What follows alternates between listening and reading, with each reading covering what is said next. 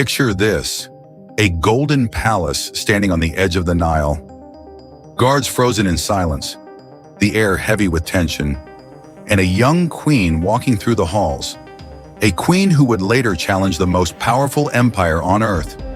This is Cleopatra VII, not just a ruler, not just a name in history books.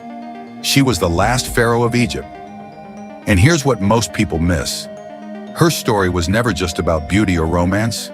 It was about control, survival, and pure political intelligence. Because she didn't just witness history, she tried to shape it. But how does a young queen end up influencing Rome itself? And how did one woman become the center of an empire-shaking decision?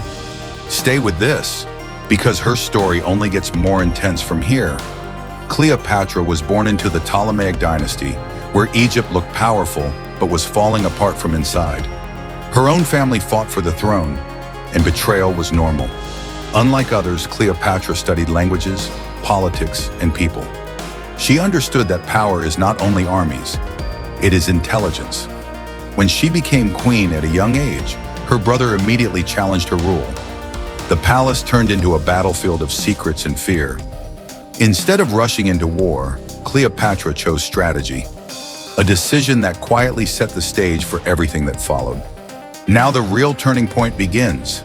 Cleopatra knew she needed Rome, and Rome needed Egypt. So she took a risky move. She secretly entered Julius Caesar's presence hidden inside a rolled carpet. When it opened, history changed. But it wasn't romance first, it was negotiation. Cleopatra showed Egypt's value, intelligence, and control. Caesar supported her claim to the throne, restoring her power. But alliances like this are never simple. Rome watched closely, and what began as strategy started building tension that would later reshape the ancient world. After Caesar's assassination, Rome fell into chaos. Mark Antony, a powerful general, became Cleopatra's next key alliance. But this time it wasn't just politics. It turned into a deep connection that shocked Rome.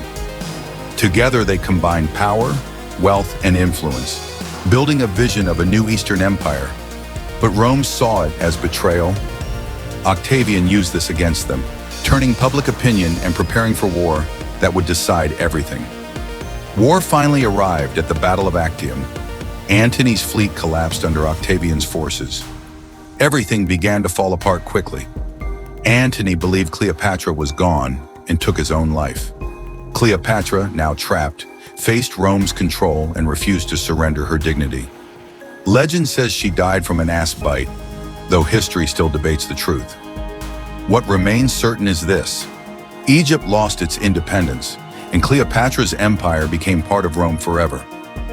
If this story changed the way you see Cleopatra, then hit subscribe.